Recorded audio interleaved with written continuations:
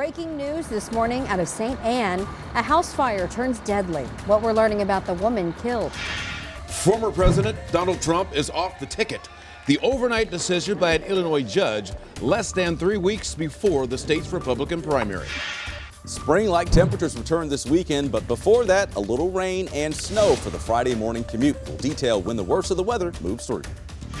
It's tax time. We're highlighting some costly tax filing mistakes to avoid as we help you make ends meet.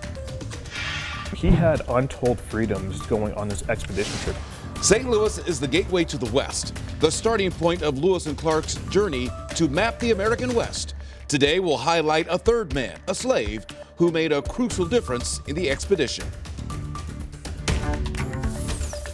This is Today in St. Louis, focused on you.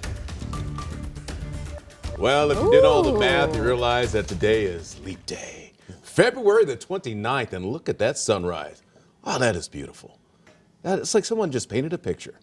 Good Thursday morning, everybody. Thank you so much for joining us for Today in St. Louis. I'm Rennie Knott. And I'm Michelle Lee. We just want to say thanks for joining us, including those of you who might be watching us on 5+. Hold on, wait a minute. I hesitated for a second. Right there. It said Friday. Friday. Yeah, I know. Oh, producer Callie's ready for the weekend. I know. Yeah. I was thinking, wait, caught it. I stopped for a second and thought, is it Friday? No, it's Thursday. Feels Dang like it. it. It's always bad when you go the wrong way, you know? All right, anyway, it's Thursday. I'm always going the wrong way. Kind of like our Just weather. not on the roads. Not on the road. Our weather is going the wrong Spring, way. summer, back to winter. So here we are. Numbers, teens and 20s this morning. Oh yeah, you have more to say? So does this mean we're coming in like a lamb?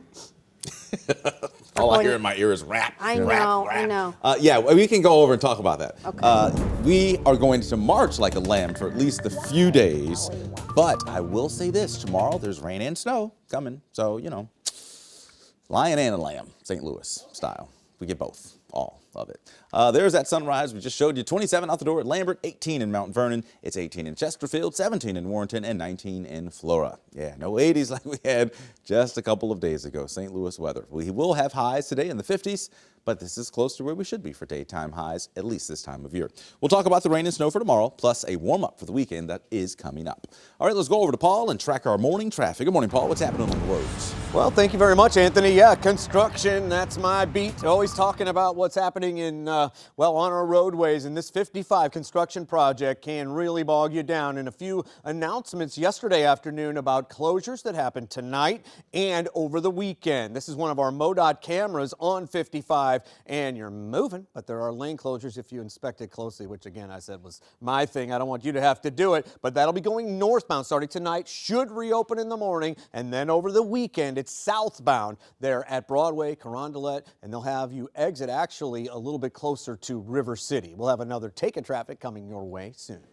All right, thanks so much, Paul. We are following some breaking news in North County. About an hour and a half ago, we learned that a woman was killed in an early morning house fire. Now, this happened just before 2 o'clock this morning on Krim Avenue near Breckenridge Avenue in St. Anne. Our Megan Kernan joins us now live from the scene. And Megan, what more have you been able to learn?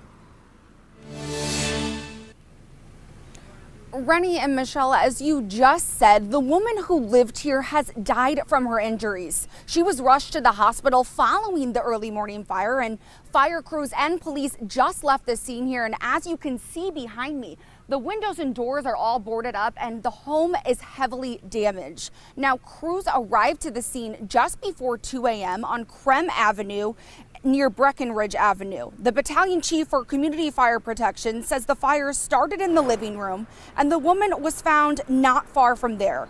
One neighbor tells us she's a veteran. A different neighbor describes her as someone who sat in her backyard around the fire pit and kept to herself. Now, multiple departments responded to the scene here. Again, this fire in St. Anne killed one woman. Fire crews and police have now left the scene here. The cause of the fire is still unknown at this time. Reporting live in St. Anne, Megan Kernan, 5 on your side. Thank you, Megan. We have an update this morning in a Valley Park fire we first brought you as breaking news yesterday morning. The building, Elite Properties and Landscaping, has been condemned. The fire started around 3:30 yesterday morning at the business on Marshall Road. It took 60 firefighters and 12 departments to put the fire out. No one was hurt. We'll continue to bring you updates on both of these fires on air and online at kck.com, as well as on the 5 on Your Side app. That app is free to download in your phone's app store. And this morning, a surprise move in Decision 2024. An Illinois judge has removed former President Donald Trump from the state's primary ballot. Travis Cummings is joining us live at the St. Clair County Election Supervisor's office in Belleville with the details. Good morning, Travis.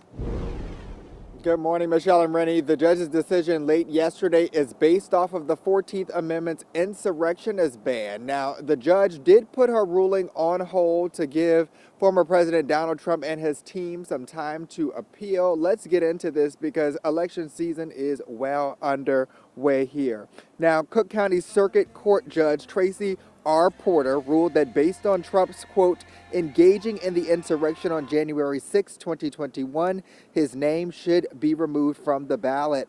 The judge also noted that a group of 5 petitioners asked Illinois to remove him from the primary ballot on January 4th, the day he submitted filings to appear on the ballot.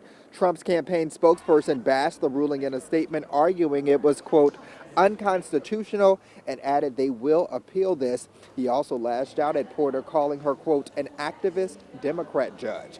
Now, last month, the Illinois State Board of Elections denied a motion to remove Trump from the ballot, saying it didn't have the authority to make that decision. Now, keep in mind the Illinois primary is scheduled for March 19th coming up here, and coming up in the next half hour, we're going to look at some other states considering taking the former president off of their ballot. Live in Belleville, Travis Cummings, 5 on Your Side.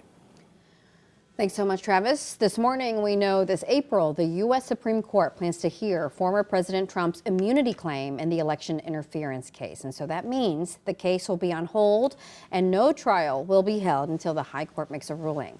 The decision should come down before the end of June, pushing Mr. Trump's trials closer to the November election. Right now, there's a tentative deal in the works between Anheuser-Busch and the Teamsters Union. If they had not come to an agreement, 5,000 brewery employees would have gone on strike tomorrow. The agreement includes pay raises of $8 an hour, a $2,500 ratification bonus for each member, increased pension and vacation time, and better retirement benefits. The union is expected to vote on the contract next week.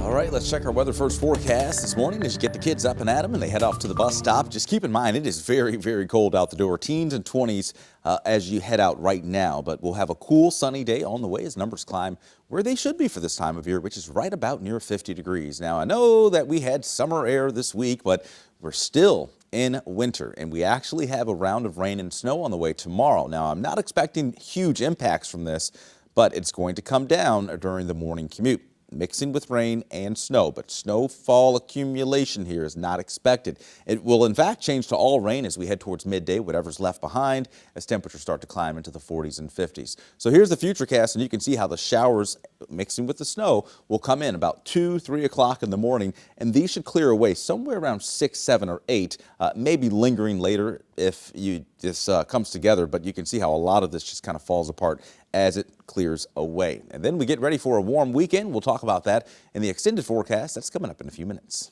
Thanks so much. Change is coming to the Republican National Committee for the first time in 20 years. The longtime GOP leader stepping down this year. A step forward for bi-state development, the MetroLink expansion plan approved by regional leaders, and the challenges that it still faces. Lewis and Clark and York. Sydney Stallworth joins us live with the often untold story behind one of America's greatest expeditions.